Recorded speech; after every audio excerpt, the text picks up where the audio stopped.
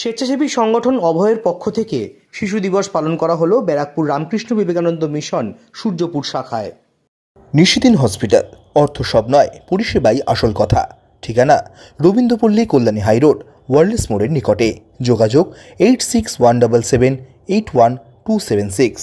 ভারতবর্ষের প্রাক্তন প্রয়াত প্রধানমন্ত্রী জওহরলাল নেহরুর জন্মবার্ষিকীর দিনটিকে শিশু দিবস উপলক্ষে পালন করা হয় গোটা দেশ জুড়ে।